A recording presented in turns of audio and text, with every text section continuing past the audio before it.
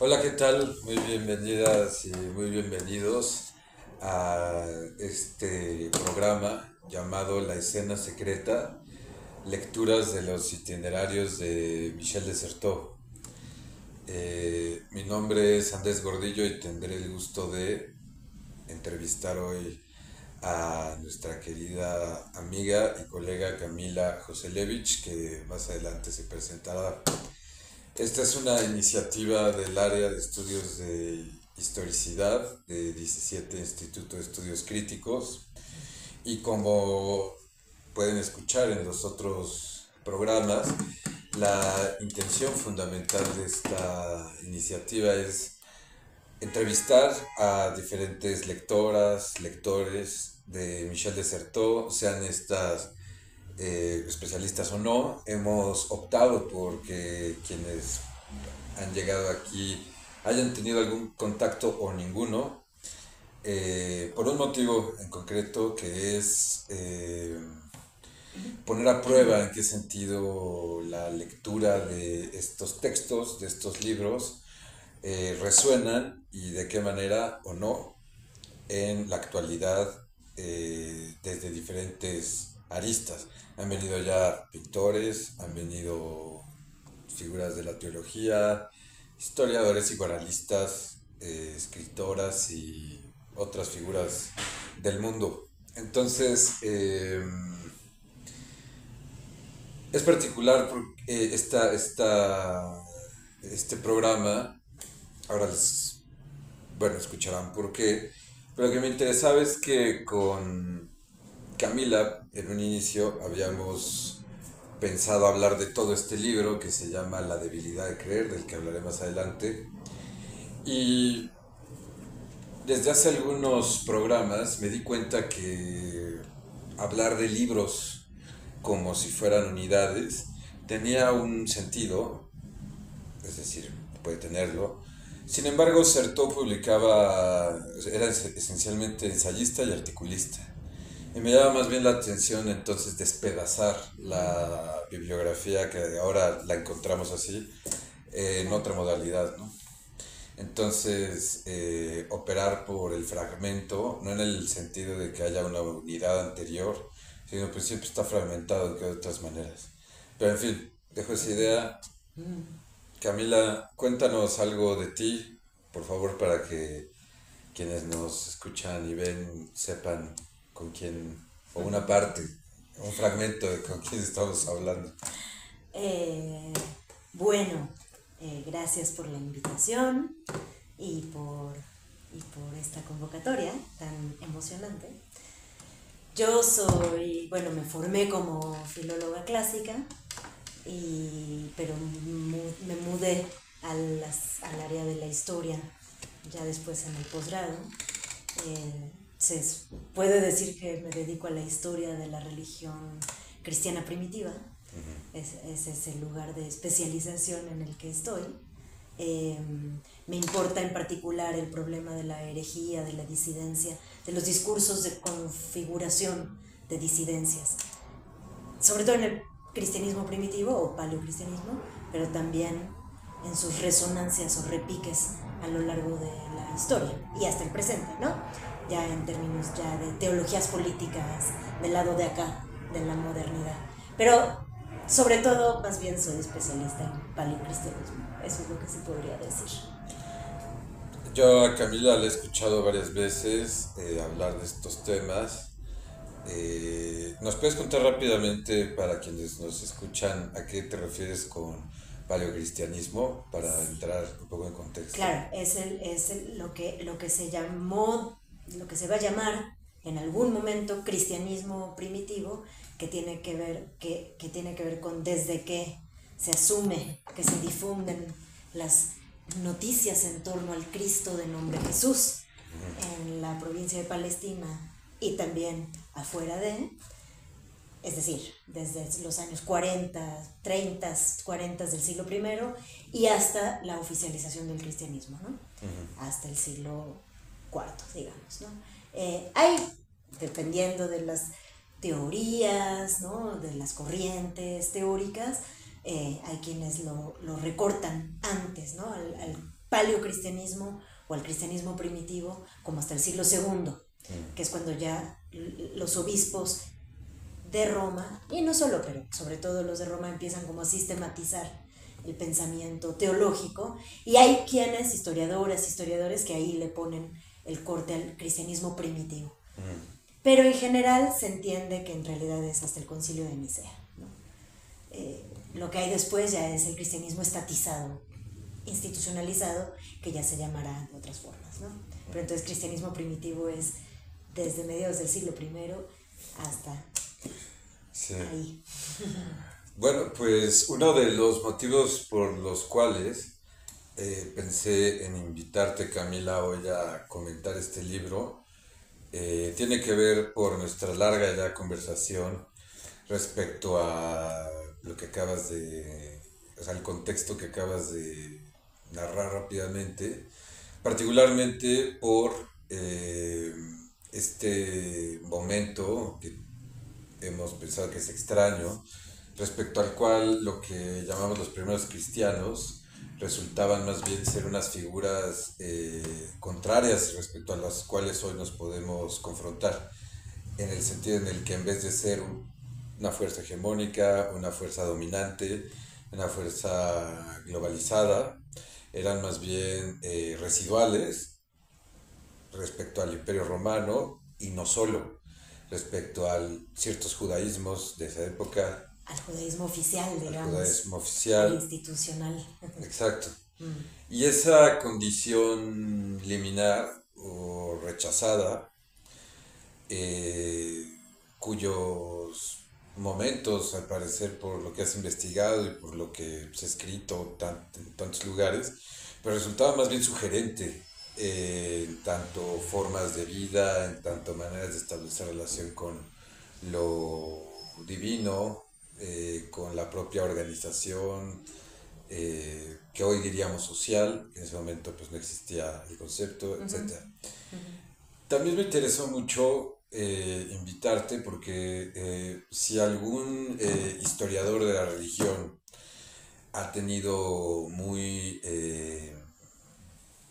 en cuenta y ha sido muy atravesado por esos estudios y por esos documentos y sus mediaciones al momento de pensar situaciones de su propio presente, que es Michel de Certeau, que pensaba en desde los 50 hasta su muerte en los 80, pues resulta muy interesante este arco temporal que no necesariamente lo reconoce o lo trama como una cronología, aunque reconoce su importancia, sino que va llevando y trayendo constantemente estas, pues tú decías, resonancias en análisis o ensayos de la cultura de ir a comer en las cocinas de la casa de no sé quién, ¿no? Entonces, eso, número uno, ¿no? Entonces dije, pues claro, que Camila tiene esa sensibilidad también de leer el periódico hoy y de escuchar una canción de, no sé, de Charly García o algo así, o de Rodrigo, y estar muy pendiente de lo que Tarso de algún modo dijo o escribió, o dicen que escribió hace muchos años, ¿no? Esa es la segunda, ¿no? Como esa sensibilidad anacrónica en el sentido más... menos peyorativo. Menos peyorativo, exacto. Ajá. Porque ves que dicen que luego ser anacrónico es... Claro, no. Pero no. Y en todo caso que no sería anacrónico, claro. En última instancia. Tal vez. Bueno, esos son algunos de los motivos. Luego, rápidamente, como contexto, este libro, La debilidad de creer, que lo que ustedes están viendo es la edición en castellano, que lo editó, dado que tengo entendido que ya no lo hace más, la editorial Katz, traducida esta por Víctor Goldstein. Fue editada por primera vez en 2006 en castellano. Sin embargo, en francés fue editada en 1987, tras la muerte de Michel de Certeau. Y como suelen ser estos libros, son compilaciones que hizo Lugiard, que es su albacea. Textos muy anteriores, ¿no? Textos muy anteriores, sí. Disímiles, bajo su propia forma de organizar o de entender lo que produjo Certó. Claro. Estos en particular tienen digamos, la marca o un hilo que podemos ver, pues, al menos ahora a posteriori, de una serie de investigaciones muy enfocadas y muy atentas a la manera en la que Certeau, que era jesuita, sentía o experimentaba algo así como la actualidad del cristianismo en su sentido más histórico posible y teológico. Es decir, ¿qué hacen unas personas en 1960 en el metro de París yendo a misa, leyendo revistas como Christus, religiosas dirigidas a sus creyentes? Se puede creer en Dios cuando están las televisiones después de Vietnam o durante, en fin, un montón de preguntas, ¿no? Claro. Como decía, con Camila hablamos de este programa y sobre todo el capítulo 3 llamado Pensar el cristianismo, o sea, lo que tú haces también. Y particularmente el ensayo de la ruptura instauradora, que dicho sea de paso, para un poco de historia editorial, cuando Certeau preparó este escrito, lo presentó en una revista que fue mal recibido. No lo aceptaron, de hecho. Mira, Y a partir no de sabía. eso, esa cancelación de ese escrito, ahora veremos por qué, dado el contexto en el que estaba, recordemos que era jesuita, no vamos a adentrar más, porque no es aquí la intención, pero marca una diferencia respecto a su propia escritura y su propia manera de pensar y su propia manera de localizarse dentro de la institución eclesial escriturística, ¿no? Claro. Pero bueno, eso es un poco el contexto del libro y de este Del ensayo. ensayo. 1970 este es el que se publica, o 70 y tantos. Sí, ¿no? 71, por ahí Sí. 72, pero sí, muy anterior a que se compile y se edite el conjunto, ¿no? 71. Ajá, Pues para que vean a qué nos confrontamos. ya. Digo, es importante hacer estas mediaciones, ¿no? Porque luego uno llega y piensa que esto siempre fue así, ¿no? Y no. Eh, la primera pregunta que tengo que hacerte, Camila, es ¿cómo llegaste tú a los textos de Michel Certeau? ¿En qué contexto fue para ti eso? En su momento, ¿qué te suscitó? ¿Cómo es esa relación que tú tienes, histórica con? Bueno, lo primero que leí de Sartre fue el problema de la invención de lo cotidiano, ¿no? Ese problema fue lo primero a lo que yo digamos que yo me encontré por recomendación de compañeras de un espacio que teníamos que no tenía nada que ver con mi trabajo académico, nada que ver, hace 13, 14, 15 años, no sé cuánto. Okay. Teníamos más bien un espacio de trabajo relacionado con educación popular. Y ahí fue que unas compañeras propusieron, no sé qué, y ahí fue que llegué a esto, ¿no? Entonces no tenía nada que ver con el contexto del cristianismo ni de nada. Pero a la debilidad de creer, de hecho, este libro, este objeto, me lo regaló un colega hace muchísimo tiempo, que me dijo así, me lo llevó como un regalo muy generoso y me lo dejó allí así como, te traje esto es para ti. Hay ahí, me dice, hay ahí fragmentos que son para ti. Y yo, años después lo abrí, ¿no? Ya sea, siempre tenemos libros pendientes siempre para antier y no podemos leer nada nunca. Finalmente no lo abrí, sino hasta años después. Y me fui dando cuenta de, híjole, de verdad, ¿no? Como que me sentí interpelada, en serio, fuertemente convocada, ¿no? Tal vez no todo, ¿no? Hay secciones de este libro que tal vez sí me interpelan menos porque tiene que ver con un lugar de enunciación creyente, ¿no? Desde la fe y desde la comunidad cristiana, presente, digamos, contemporánea, desde la cual habla él, pues que yo no me siento pues no me siento convocada, no es el lugar donde, ¿no? De repente hay una serie de problemas y de inquietudes que menciona de su universo contemporáneo que a una no la convocan, sí, no la incluyen. Pero esos otros fragmentos, esos otros, como decía mi amigo, ¿no? Esos otros fragmentos del libro, y también como decías tú, una cosa más fragmentaria, híjole, pues son cosas muy... Es muy increíble cómo Michel de Certeau se entromete todo el tiempo en las inquietudes que una tiene en general, aunque no lo esté leyendo permanentemente, ¿no? Aunque no esté acompañando la cotidianidad, justamente, aún así es como que se está entrometiendo con una especie de rémora afortunada, sí, ¿no?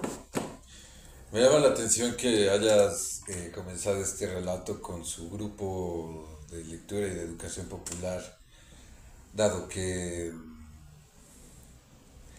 esa beta del propio Certeau, que sí se puede encontrar en la Invención de lo Cotidiano y en otros libros y en otros textos como El extranjero o La unión en la diferencia, en el sentido en el que reflexionaba constantemente acerca del trabajo social, entendido como maneras de organizarse que no estuvieran autorizadas por por otra institución que no fuera la emergencia de un lenguaje que se diera en esa interacción. Autonomía fuerte. Sí. ¿No? La que arriesga una lengua, ¿no? Otra manera de estar aquí. Y me llama la atención eso por un lado, y ahora que cuentas de este segundo momento, desfasado respecto al colega que te dio el libro, pues también, dado que pareciera que en principio son dos momentos distintos, pero tengo la sensación de que la inquietud tuya acerca de cómo se construyen procesos de autonomía o de cuerpos sociales, pues tiene que ver en tu práctica de campo, por decir así, y en tu práctica de campo de pensamiento, ¿no? Que textual, pues, ¿no? Sí. ¿Cómo dirías tú que te avivó, si es que te avivó, o cómo te inquietó las primeras lecturas de Certeau en esta vuelta segunda? En este texto. Bueno, muy específicamente, ahora que lo releímos para este encuentro, aquí y ahora, esta relectura me ha impresionado mucho porque, pues ya te comentaba hace rato, hay planteamientos que tienen que ver directamente con algo que estoy pensando desde hace años con un colega nuestro y querido amigo nuestro, Juan José Abud, con quien desde hace años estamos pensando juntos el problema paulino, y desde hace años estamos pensando juntos lo que yo llamo el problema badiuano y que él llama la fortuna badiuana, digamos, ¿no? Él confía mucho en Badiou, mucho más que yo, y desde hace años lo estamos discutiendo, y justo ahora Juan José está organizando un coloquio sobre el concepto de acontecimiento, y bueno, y ahí estamos preparando, ¿no?, una charla al respecto y tal. Me impresionó que los capítulos este ensayo que hemos elegido de este texto para ahora, como ya te decía hace rato, tiene que ver directamente con el problema del acontecimiento, añísimos antes del texto de Badiou. El texto de Badiou es del año 99. El de San Pablo, por supuesto, me refiero al San Pablo, la invención del universalismo, en donde plantea el problema del acontecimiento Cristo, ¿no? No es un concepto suyo, pero él lo recupera. este ensayo de Certo es de los 70, como ya decíamos, ¿no? Del Sí. 71, y habla del acontecimiento Jesucristo, literalmente, ¿no? Del acontecimiento Jesucristo. Pero las resonancias, bueno, el diálogo entre uno y otro, aunque no se mencionen, para mí ha sido notable, ¿no? Interesantísimo, emocionante incluso. Emocionante, por un lado. Por otro lado, el problema que también le importa a Certo en todo el libro, no solamente en este ensayo que hemos como leído más de cerca, pero en todo el libro, este problema de la autoridad y su relación con la comunidad, y la comunidad como cuerpo, ¿no? Como cuerpo comunitario, sí, lo que ya decías, como pues, algo que sí me importa, me convoca, pero, híjole, qué interesante y qué importante el planteamiento de Michel de Certeau acerca de la autoridad cristiana como aquella que está sin ser, sin estar, que es sin ser, ¿no? Aquella que es autoridad porque anuncia ella misma lo que no es. En una especie de reiteración de lo que le pasa a Cristo mismo, ¿no? De lo que le pasa a Cristo, que es el Dios, que es Dios porque no es, y el Dios muerto. Y por un lado, por otro lado, el que por haber muerto y resucitado, por esas razones que puede estar universalmente planteado, solo por esa razón, ¿no? Por no estar. Y cómo entonces Certeau plantea justamente el problema de la kenosis, bueno, no como problema, sino como... ¿Qué es la kenosis? El vaciamiento, ¿no? El vaciamiento, la vacuidad de todo, de Cristo por un lado, ¿no? De Cristo como Dios, ¿no? Pero sobre todo aquí lo plantea como las autoridades como representantes son representantes de un vacío, son, para el cristianismo, según él, son las que están, porque están representando lo que no son, lo que no está, y a sí mismas como sin constitución. Entonces es una representación sobre la nada. Este planteamiento del acontecimiento Cristo, que él no lo llama así, lo llama el acontecimiento Jesucristo, ¿no? Que importa en algún sentido muy estricto, así como muy hilando fino, pues, pero digamos que es muy, sí, porque es muy... Está pensado en sentidos muy parecidos al de Badiou, creo yo. Sin embargo, en de Certeau es más ya un planteamiento casi posmoderno. Cristo como, y el cristianismo primitivo como la fundación de la posmodernidad. No de la premodernidad, de la posmodernidad, ¿no? En donde lo que se está convirtiendo en Dios es la nada. Sí. Y lo que se está convirtiendo en objeto de adoración es aquella instancia que puede negarse a sí misma, y solo en tanto se niegue a sí misma.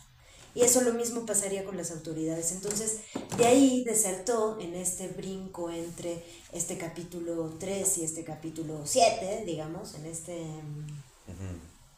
digamos que en este texto, ahora sí como unidad, sí plantea esta cuestión de las autoridades como las autoridades cristianas en el cristianismo, como autoridades en realidad de una comunidad plural, siempre plural, ¿no? Y plantea las autoridades cristianas no pueden ser monádicas, no sé si lo dice así, lo estoy diciendo así yo, como no pueden ser, no hay la unidad de la autoridad, no son monádicas, son siempre plurales, siempre dándose como pasándose la estafeta unas a otras, siempre en relación unas con otras, ¿no?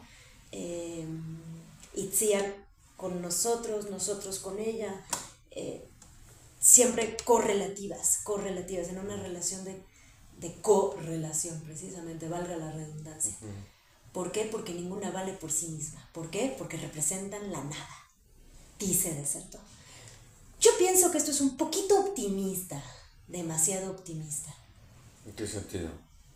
En el sentido de que esto puede pensarse así efectivamente en el juego del pensar, en el juego teológico de qué es el cristianismo, donde él está pensando el cristianismo como llama a su apartado 3.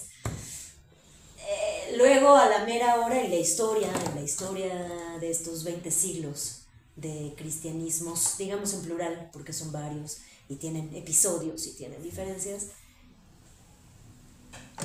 ha sido muy socorrida y muy defendida la idea de lo monádico y de lo único, no de lo unificado, sino de lo único, el concepto de la unidad monádica, de lo uno, como argumento teológico, como argumento por supuesto político. Y muchas veces así ha funcionado, ¿no? Así es como ha funcionado. Entonces, es un wishful thinking, le llaman una falacia del wishful, ¿no? Está siendo muy benévolo y muy optimista con el pensamiento cristiano, que él está pensando el pensamiento cristiano, ¿no? Está siendo un poco benévolo y optimista. Sin embargo, como propuesta teórica me parece interesantísima, fascinante. Y que de ahí la comunidad cristiana no puede establecer más que una organización basada en autoridades en plural, de alguna forma horizontalizadas, digamos, que es lo que estaría en última instancia proponiendo aquí, planteando aquí, pues es interesante, insisto, no tan verificable en la historia, pero sí verificable o digamos, audible en los discursos de la historia cristiana, por lo menos de la historia paleocristiana, en sus textos y en sus despliegues, y por lo menos, y pensarle, claro, como posibilidades, ¿no? En fin, son una infinidad de cosas, pero que me parecen muy... Me quedo pensando en dos cosas de las que dijiste, bueno, hay muchas, pero apunté dos. La primera en el origen como ausencia del cristianismo. Sí. Es decir, para ir un tantito más despacio, lo que tú lees, lo que a ti te interesa en esa postulación de Certeau es que al no haber o sea, al haber nada que despliegue o que advenga a lo que es el cristianismo, Sí. resulta, por un lado, una cosa muy interesante, ¿no? Porque, contrario a como podríamos pensar hoy, que está basada en fundamentos, Exacto. en principios, en, ¿cómo se llaman estos? Son 10. Mandamientos. Los mandamientos. Lo reprimí y entonces lo dijiste tú. Pero lo reprimido regresa. Lo reprimido regresa, dice, bueno, ¿qué te digo? Eh, y es muy interesante eso, ¿no? Es decir, quizá para ti puede ser muy claro, quizá para Deserto también, pero hay dos efectos de lectura o de escucha o de aprehensión de la experiencia cristiana o de los cristianismos, como dijiste, que no es necesariamente así. O sea, yo me imagino los lectores o el cristianismo en 1970 en París, Claro. han de Escuchando ver, esto. se están revolcando en la tumba, ¿no? El decirlo en general en 1970, a no ser que durante un itinerario intelectual te hayas desmarcado respecto a ciertas creencias, respecto a cierta asunto secular o no, si eras de izquierda se entendía, pero siendo jesuita, creyente, o sea, es un padrecito, pues, es lo que quiero decir. Sí. Resulta realmente interesante y provocador. Sí. Además, como una figura pública en el sentido no de que estuviera en los medios y en el sentido en que hoy lo entendemos que es pues, TikTok, ese mundo, sino una persona que escribe artículos para lectores de revistas que en ese momento había.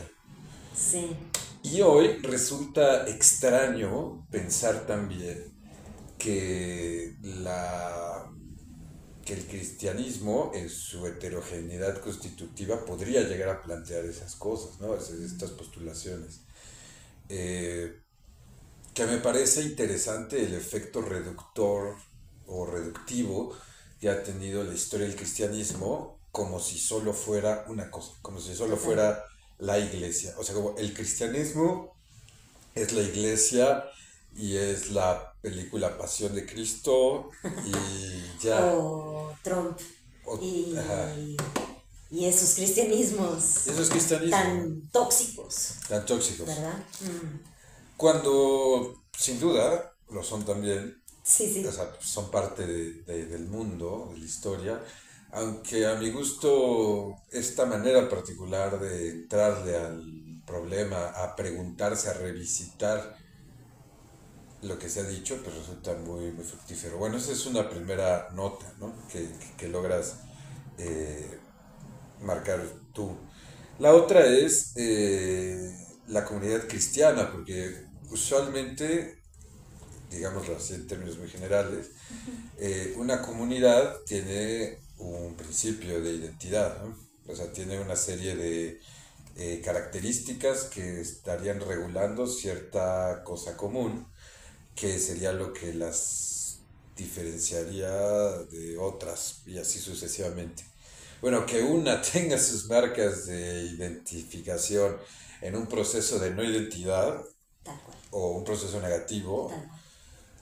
estaría cuestionando a la comunidad política misma respecto a la cual tras el siglo XII con el mundo, las reformas gregorianas y todo la instalación de cuando ves, de los sacramentos como oficialización por parte de la iglesia, ¿no? Ahora tú necesariamente te vas a bautizar, etcétera. Pues hay 10 siglos de diferencia, whatever that means. Sin embargo, sí sorprende que de pronto la comunidad sea pensada más bien con una unidad. ¿Cómo pensarías eso tú? Ah, pues es que sí es fascinante. Y tiene que ver con lo primero que decías, de la nada Ajá. en el centro del planteamiento cristiano. Pero sí, claro, o sea, es...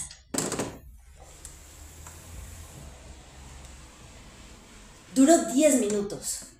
No, no duró más que un instante. Pero sí, el primer planteamiento cristiano tiene que ver con la desidentificación radical respecto de la comunidad conocida, que era la judía por un lado, ¿no? la de la sinagoga, fuera de Palestina, y la de el barrio romano, ¿no? El gremio, el sindicato, digamos, ¿no? El gremio, o las comunidades barriales, o las comunidades religiosas, etc. La familia, por supuesto.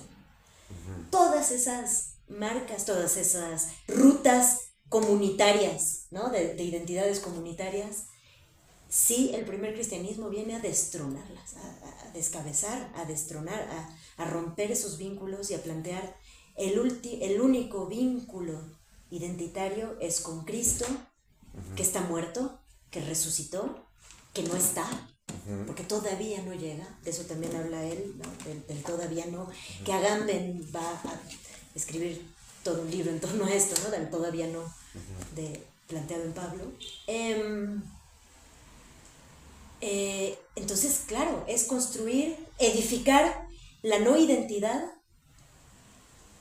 pero como amalgama, como la identidad en la no identidad. En la no identidad relacionada con las cosas de lo mundano, ¿no? Con el tiempo, con la etnia, con la familia, ni con la sangre, ni con el cuerpo, ni con la tierra, ni con lo que diríamos hoy la clase, ¿no? Nada de eso. Entonces sí, es una vinculación comunitaria basada en la posibilidad de juntos tejer el tiempo del fin del tiempo. ¿no? Juntos construir las condiciones de posibilidad para que el fin del tiempo y del mundo, que van, por supuesto, juntos, advenga, por fin advenga. Entonces es una comunidad construida para desaparecer. Es una comunidad configurada para no estar. Y sobre el nodo central de un redentor torturado, muerto, resucitado, que está ausente, que no ha regresado.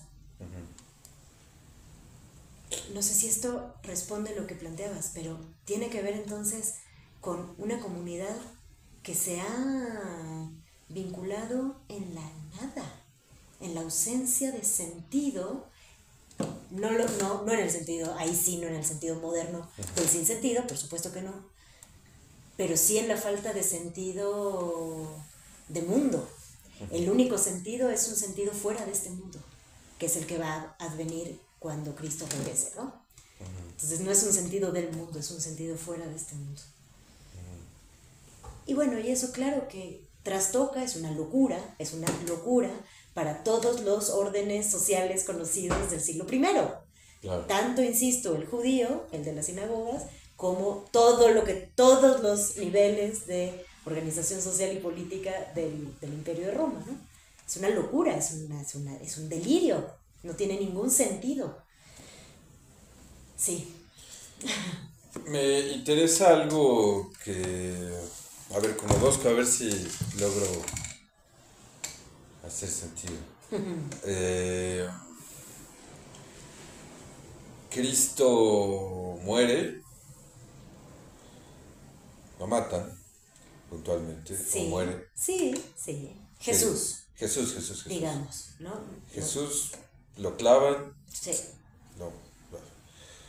Y esa muerte da lugar a algo. Me llama la atención que la muerte de alguien dé lugar a una inscripción diferente. Eso Michel de Certeau se detiene en esa importante escena, la historia, digamos, del cristianismo. ¿Podrías ahondar en eso? Porque o sea, quizás se escuche muy soso. Pues claro, el que se muere da lugar a alguien, bueno, pero está muriendo alguien para que algo pueda ser inscrito en lugar de, ¿no? Sí, y en el tiempo además. Y en el inscrito tiempo. En la historia. Exacto. Sí. ¿Cómo podrías desglosarnos un poco ese pensamiento? Ay, es muy interesante y muy entusiasmante. A ver. En sentido estricto. Justo es lo que Desertó en este espacio llama acontecimiento, ¿no? El acontecimiento Jesucristo, el acontecimiento que justamente dice, ¿no? Está implicado en todas partes, pero nunca es atrapado. El acontecimiento como aquello que abre una nueva forma de entender el mundo, ¿no? Así lo explica. El acontecimiento como aquello que te da una nueva pauta para leer el mundo, para entender el mundo, Entonces pone un ejemplo de ir a ver una cierta película, no recuerdo cuál, y dice, no, bueno, sí, cuando sales del cine, después de haber visto esa película, que creo que era una comedia, si no mal recuerdo, entonces pues sales a la calle y te vas caminando a tu casa y todo lo que ves en la calle te resulta gracioso en el mismo tenor de la película que acabas de ver, ¿no? Entonces la película pasa a ser una especie de acontecimiento en tu experiencia. Sí.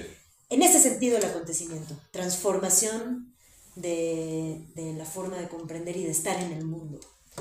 Cristo habría sido, y es ahí donde Badiou dialoga con esto, voluntaria o involuntariamente, de una forma muy fuerte.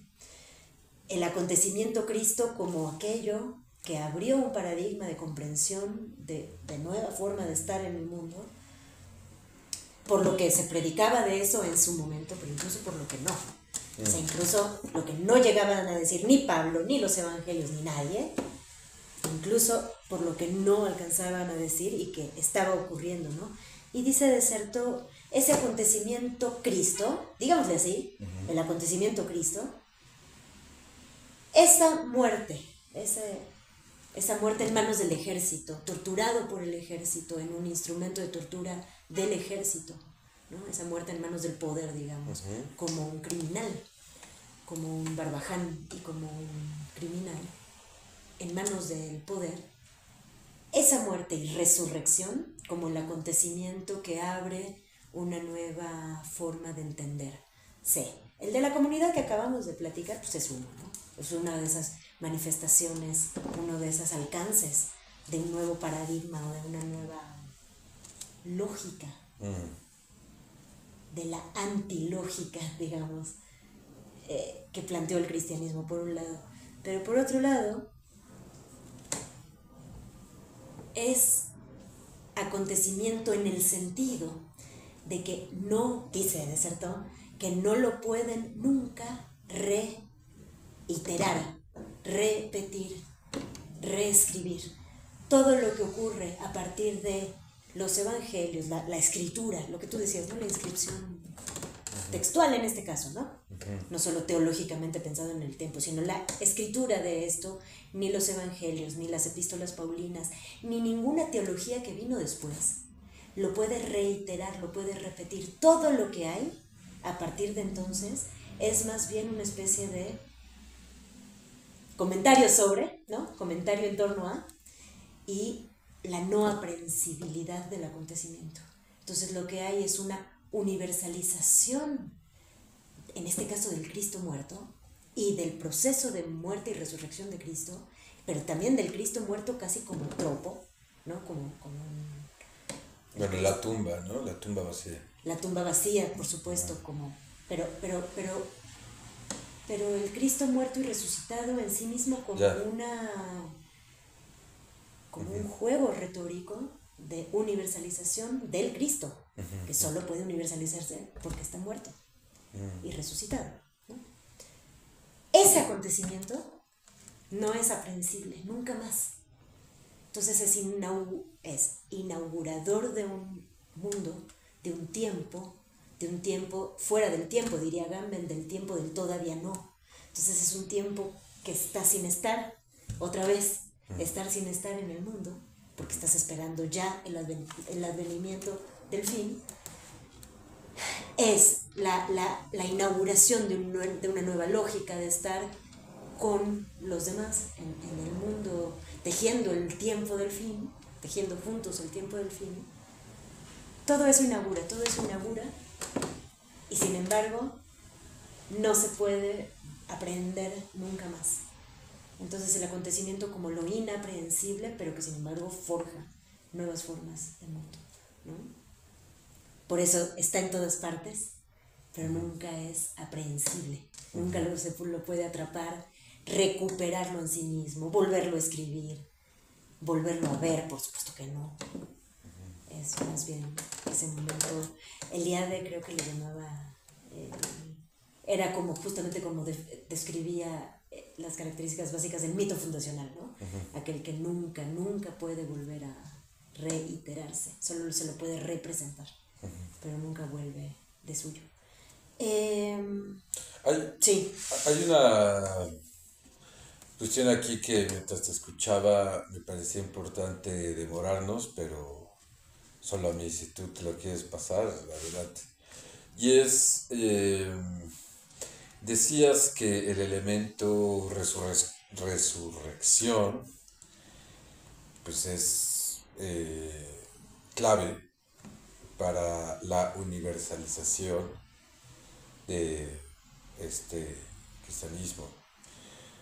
¿Cómo es que la resurrección, o sea, qué hay en la resurrección que logra ser o que logra tener esa clave tan importante que de algún modo detona, o sea, ¿por qué eso y no cuando va a pescar, digamos, con agua, o cuando convierte el agua en vino? Sí. O sea, ¿qué tiene de singular ese momento de entre tantas cosas extraordinarias? O sea, 40 días en el desierto lo que sea que signifique eso ha de haber estado bueno, ¿no? Pero ¿por qué? Eso no es lo que trasciende. Eso no es lo que trasciende. Ya, creo que hay respuesta, hay 2000 años de respuestas a esta pregunta que es... Tenemos tiempo. Tenemos 2000 años. Tenemos 2000 años. Todo lo que yo responda va a ser insuficiente, injusto y tal vez incluso... Sí, no hay respuesta, una sola respuesta correcta. De verdad que esa cuestión es la fundamental de la teología, ¿no?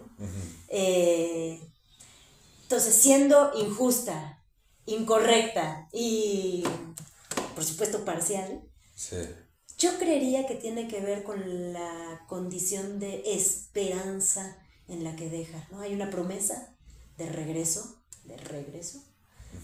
y la condición de esperanza que habilitaría una forma de estar en el mundo, pues que por lo menos en el siglo primero, vamos a pensar en el siglo primero, era una habitabilidad del mundo muy diferente a las formas de la injusticia que se vivían tanto por Roma como por pues, las autoridades religiosas del judaísmo, ¿no? Sí había condiciones de sociedad, digamos, de sociabilidad, de hacer mundo, de hacer sociedad, que tenían que ver con una subordinación permanente a los poderosos, ¿no? Estar en deuda permanente con deberle todo a todos, el honor como casi como una moneda de cambio, ¿no? Claro, sí. Más bien como una forma, bueno, nada. Y esto que planteó el cristianismo en ese sentido, en el sentido de va a regresar. La resurrección lo que permite es que vaya a regresar. El Cristo muerto puede en ese sentido, insisto, tropológicamente puede universalizarse, puede volverse universal, pero además implica la promesa de su regreso, de su regreso como apocalípticamente se lo planteaba, ya desde el judaísmo, ¿no? O sea, de su regreso apocalíptico, de su regreso revelante, ¿no? Y eso habilita, insisto, formas de hacer mundo más solidarias. Bueno, por lo menos eso pasó. No digo que pase siempre. Eso pasó en el siglo I. Una forma de entender la comunidad y la forma de estar aquí, en este tiempo de espera, más solidaria, más compartamos el vino, compartamos el pan, ¿no? No le pegues al que ya está de por sí caído en el piso, decían, ¿no? Oye, si tú tienes un montón de vino, compártelo con los otros, no te lo acabes tú solo, ¿no? Entonces, y todo eso como poner las bases necesarias para el advenimiento del reino. No era gratuito, no era ocioso, quiero decir, perdón. No era menor. Era hacer ese tipo de comunidad como condición de posibilidad del advenimiento de Cristo, como formar eclesía. Eso era formar eclesía. Entonces, es muy antirromano, muy antiimperialista. Claro. Los 40 días en el desierto, pues no sé cuán antiimperialista hubieran sido, ¿no? Ya. Sí. Entiendo. Se juega como por ese otro lado. Para mí. Sí, espérate. Hay, insisto, 2000 años de respuestas distintas y, bueno, esto es muy parcial. Antes de que te interrumpiera, ibas a decir algo hace rato, o ya se fue. Puede ser, sí, sobre esta cuestión del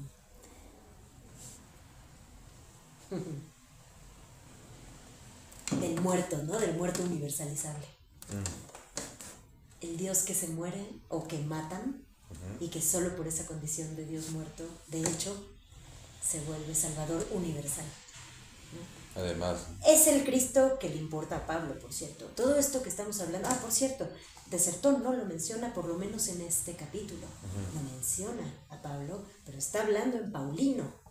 No es evangélico lo que está aquí planteado, ¿no?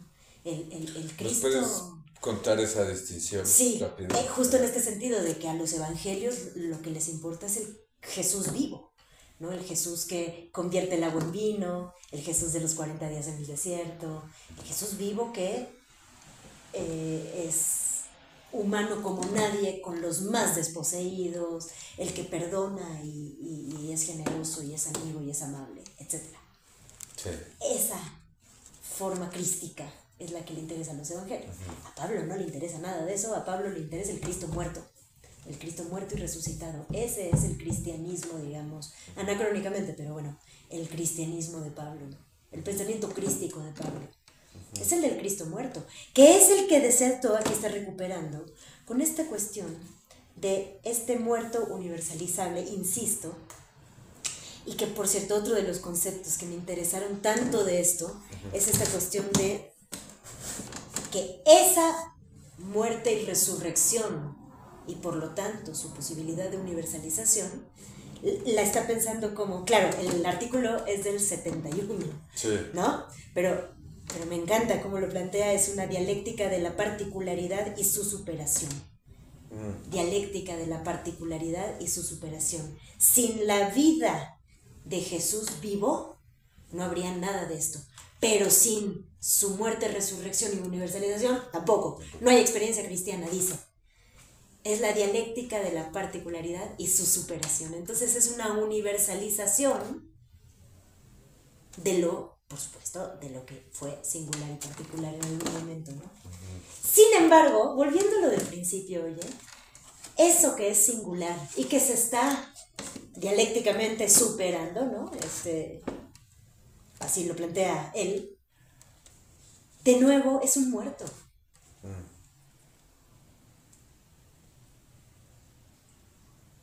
Es un muerto, es un Dios muerto.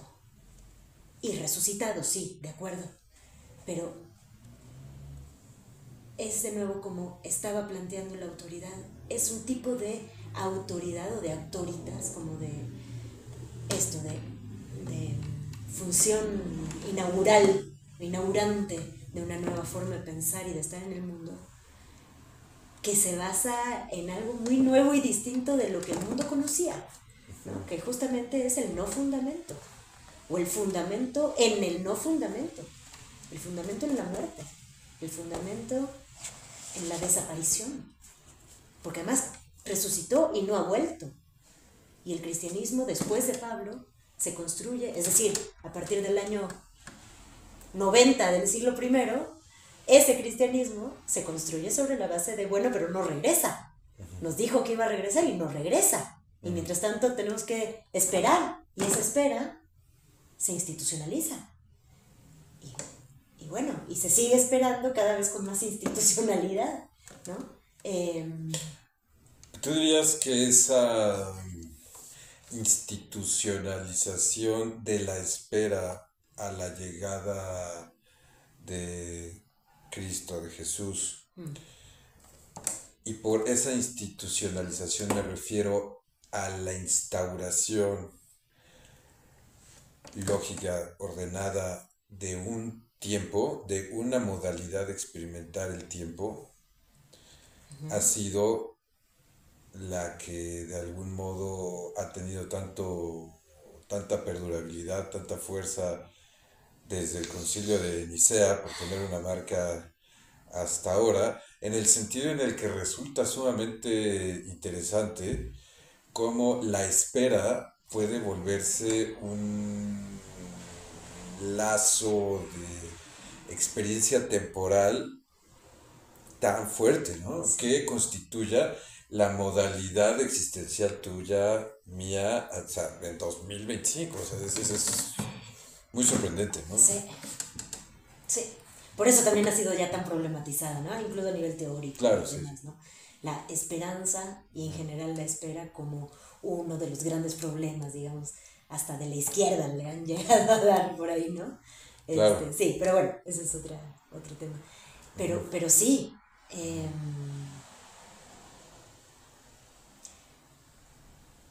sí tuvo que haber sido hasta la configuración de esa organización para esperar, o sea, la segunda y tercera generación cristianas, que se tuvo que haber ya instaurado, como dices, ¿no? Implementado, configurado esa forma de habitar el tiempo. Lo que sí es que no es esa la que está en Pablo. No es la que está en los primeros textos cristianos. Eso que nos dicen, no sé. No sé de qué nos importa eso, pero me gusta pensarlo, me gusta recordar, pues, ¿no? Sí. Que en ese primer cristianismo no hay esa espera. Es decir, si hay una espera, tenemos que hacer la comunidad de una cierta forma, pero es inminente el fin, es inminente. Está prometido para allá mismo, que es lo que no va a ocurrir después. Entonces sí, esa forma de habitar el tiempo sí creo que es la que, como generó una teología política, ¿no? Como generó una, o si quieres, mejor, para no meternos con ese término tan problemático y tan, digamos, con tantos bemoles, pero generó la politicidad de lo teológico, ahí sí, en el sentido de la institución del tiempo. Sí. Desde el siglo I, desde fines del siglo I, desde la segunda o tercera generación cristiana. Entonces sí creo que es eso, por esa politicidad, es eso lo que le hace seguir activo hasta hoy. Y oye, el sionismo cristiano, por ejemplo, que es como el sionismo más fuerte y con más dinero que hay hoy en día en el mundo, ese sionismo cristiano está basado, su corazón argumentativo, digamos, teológico, político, es precisamente digo, de todos los cristianismos, por supuesto, ¿no? Pero ese sionismo cristiano tiene todavía más enfatizada esa cuestión de la Tierra Santa como la promesa del advenimiento, y en eso articulan toda su organización política y su organización de fe, ¿no? La Tierra Santa como el lugar del advenimiento.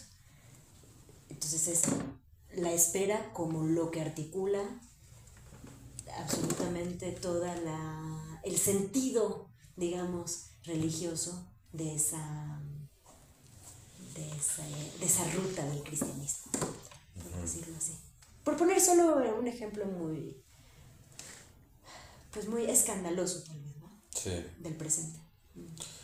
La ruptura instauradora, el ensayo, se puede entender de muchas maneras. Yo la diré así: la proximidad de haber sido preparada y de algún modo publicada en 1971. 3 años antes fue 1968. Dicen un acontecimiento también.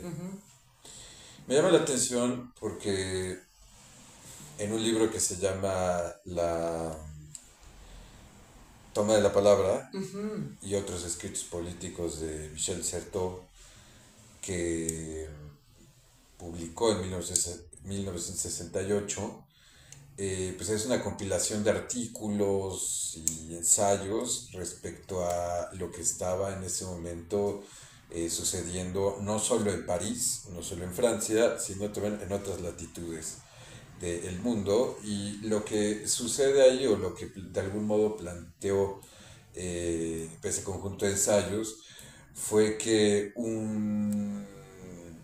que lo que estaba sucediendo era como tres cosas. Por un lado, el resquebrajamiento notorio, o sea, ampliamente notorio respecto a un orden social que venía de por lo menos 300 años antes, el Ilustrado. Por otro lado estaba esa misma ruptura o esa misma erosión o esa misma situación, proliferaba las condiciones para la emergencia de lo que hablábamos también un tanto al inicio, de organizaciones no necesariamente afiliadas a ese mundo institucional ilustrado, sino las calles adquirían nuevas formas de hablar y en fin, ¿no? Y por otro lado, la instalación notoria de las fuerzas mediáticas que en ese momento, claro que no se podía saber, porque pues, ¿quién puede saber el futuro? Que de algún modo articulaban una retórica y una sociabilidad sospechosa respecto a esa propia libertad o respecto a esa propia proliferación de libertades que le daban al individuo, en tanto que por qué la libertad tendría que ser un imperativo, porque si es Si es imperativo. si es imperativo, pues de qué libertad estás hablando, ¿no? Son como observaciones que se dan. Claro, en ese momento era la gran pugna. En 71 sale la ruptura instauradora, que yo creo que es un decirle a la iglesia, digo, en términos un poquito más hermenéuticos de la biografía intelectual de Certeau, decirle a una institución que niega la historicidad, que niega el paso del tiempo, decirle, oye, pues ¿qué crees? Tú eres tan histórica como cualquier cosa. Y que le digas a alguien, a su autoridad, a su figura paterna, podemos decir, al amo, oye, no eres para siempre. Tú particularmente no eres para siempre. El lugar puede quedarse ahí, ¿no? Pero tú tienes una historia y en consecuencia no puedes establecer tu relación social sin considerarlo si no quieres morir, dado que la consideración del otro de hecho es fundante de tu propia misión. Sí. Me parece que es una propia ruptura instauradora respecto a un modo, no sé si de creencia, no sé si de cristianismo, pero sí al menos de procurar una relación quizá espiritual, ¿no? Te cuento todo esto porque me llama la atención que particularmente en la jerga académica actual y en algunos medios se habla del retorno de las religiones, Sí. como si se hubieran ido, Sí. se fueron de viaje, yo creo. ¿A dónde habrán ido? A Acapulco, ¿no? Sí. Y claro, la pregunta más de si a dónde se fueron o no es cuál es la obturación de pensarlo como un regreso y no como una resonancia, como tú mismo has planteado, o como una perdurabilidad, que es algo que Certeau al contrario sí reconoce. Él no dice ya se murió la religión, él está planteando otra cosa, ¿no? Me llama la atención eso porque, no sé, te pregunto si tú, ¿cómo pensarías esto? Es decir, ahora en esta particular agudización de las hegemonías por doquier eh, y esta consideración más bien opresiva, ¿no? Para con todos y todas, eh, ¿notas ahí tú algún tipo de resonancia, algún tipo de perdurabilidad de justamente todo lo que Certeau dice que el cristianismo no debería ser o no habría de ser? Eh, de seguro que no. No sé si se pueda ni siquiera rastrear y encontrar manifestaciones del cristianismo primitivo en el presente. O sea que es una de las partes de lo que has preguntado. Eh, por supuesto que no sería en términos de eco, sino en todo caso de resonancia, o sea, está pasado por el filtro del tiempo, de la historicidad que lo hace resonar. Entonces, pues no, idéntico nada, ¿no? En todo caso. Claro que ha habido discursos de recuperación del origen paleocristiano, lo que decíamos hace rato de qué dicen los textos originales y qué no dicen los textos originales. Y entonces claro que ha habido como impulsos en las religiones contemporáneas, en la religión contemporánea, de decir, nosotros sí estamos entendiendo bien la escritura y estamos entonces rehaciendo y reproduciendo el cristianismo de los orígenes. El de Jesús, el de sus colegas, el de sus amigos, el de Pablo, el de sus colegas. Obviamente eso es un discurso, ya en sí mismo ya es un proyecto pasado por las inquietudes y por las necesidades del presente, ¿no? Obviamente. Eso por un lado. Por otro lado,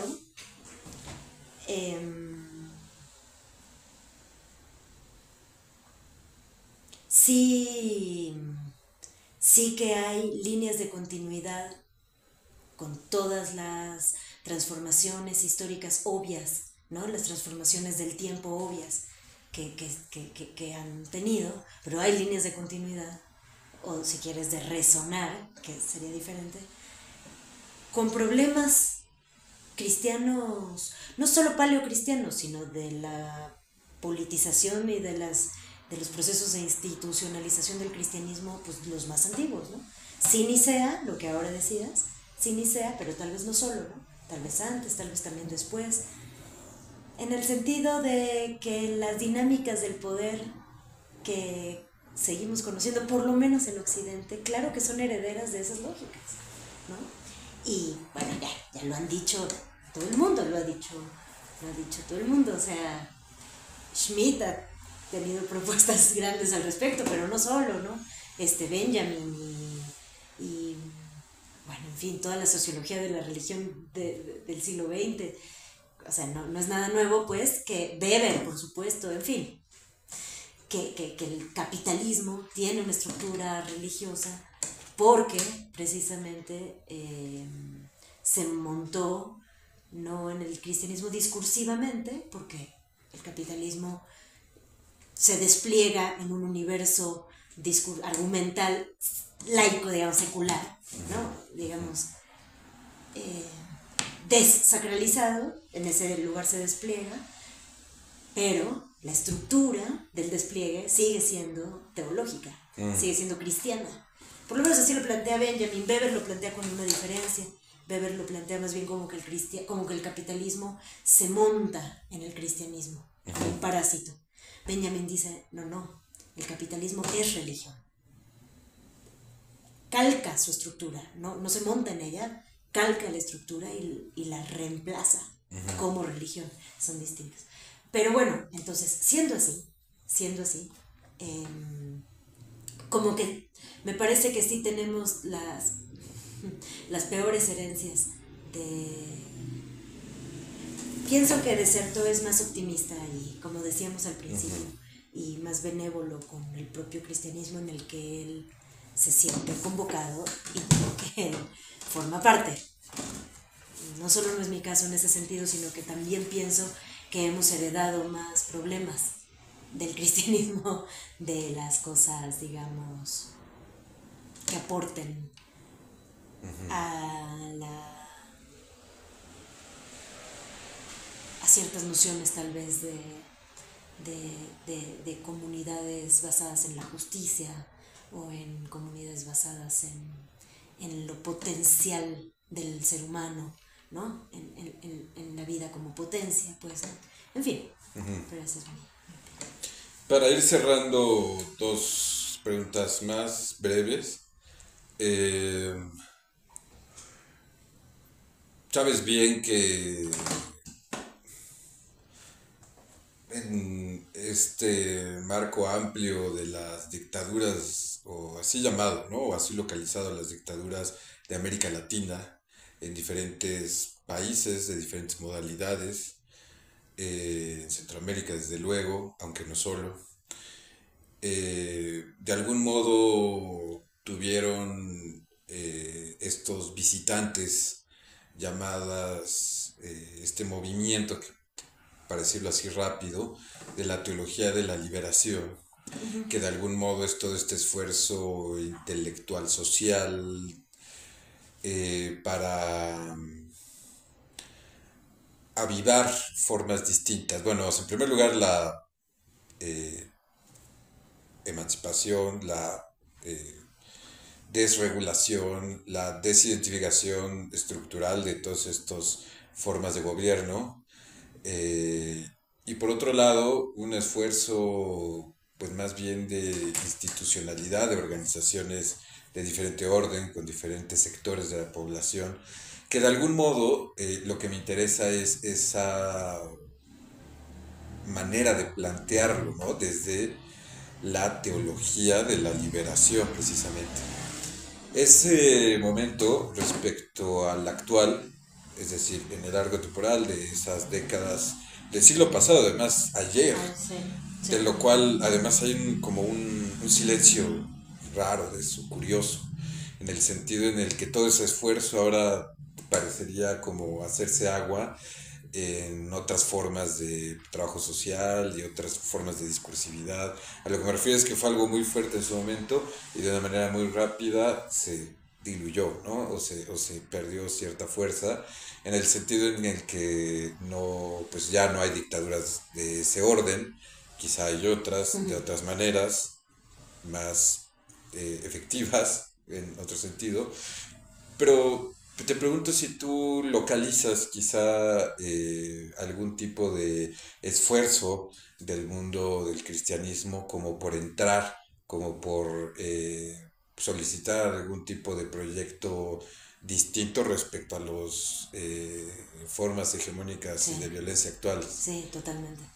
Eh, no creo que haya, que se haya diluido, que se haya licuado, como dices, la teología de la liberación de esa forma. Y si acaso se licuó, sí se licuó, pero para entrometerse por las rendijas de otros espacios bien importantes que sí están vivos. Tal vez la versión más, pues sí, más clásica, más marxista y más dura de la teología de la liberación pasó de moda y A ya eso me no. refería. Pero el pensamiento liberacionista de la teología cristiana está súper vivo y sí, claro, ¿no? Incluso en teologías protestantes o de Ujú. cortes protestantes hay mucha teología queer, mucha teología LGBT, Sí, mucha teología, bueno, la teología feminista es incluso católica, ahí sí, incluso católica, ¿no? sí. Teología católica feminista. Muchísimo, muchísimo que está, algunas más que otras, pero que sí están viendo algunas con una clara postura anti-hegemónica y opresiones, digamos, ¿no?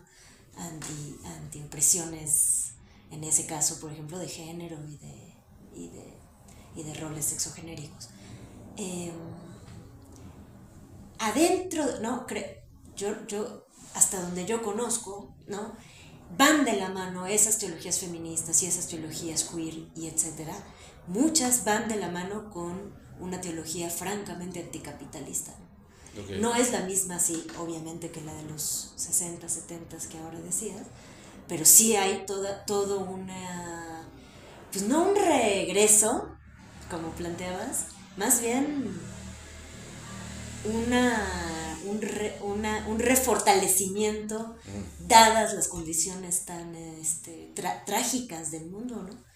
En donde sí el cristianismo está volviendo a pensarse como un ámbito de posibilidad Sí. de resistencia en contra del desastre y de la muerte que supone el capitalismo, ¿no? Que representa y que trae y que conlleva el capitalismo.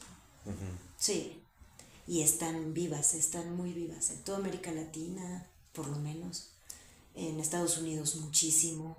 Sí, sí son como un ámbito de resistencia importante en las comunidades de fe y en las comunidades teológicas, ¿no? Claro. No. Mm. Para cerrar, Camila, a la vuelta de esta conversación, de esta lectura, de tu próxima participación en este coloquio del Ah, sí. acontecimiento y etcétera, ¿qué, sí, ¿Cuáles serían entonces tus impresiones, las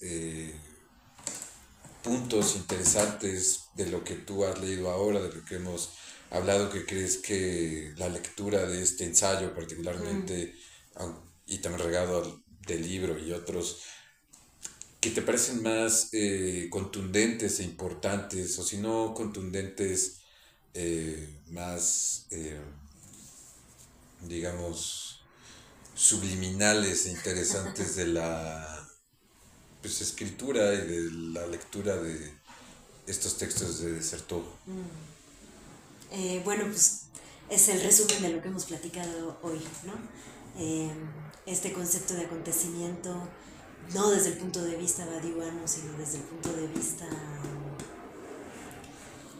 de sí pensar en Cristo, no como metáfora, sino como un Cristo realmente existente, que sería el punto de vista de Certeau. Todo lo que se implica ahí, ¿no? Esta cuestión que decíamos de la dialéctica, de la singularidad y la superación, el problema del Cristo muerto, del tropo, ¿no? Del tropo, la tropización del Dios muerto como posibilidad de su universalización.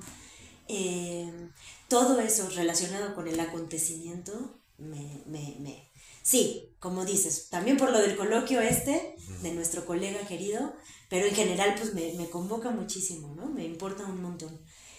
Pero también esta cuestión de las autoridades, ¿no? De las autoridades vacías, de autoridades comunitarias que solo por ser vacías, solo por no representar nada, pueden constituirse como autoridades. Sí me parece que da para ahondar mucho más y pensarlo mucho más. Sí creo que resuena con propuestas políticas bien importantes del presente.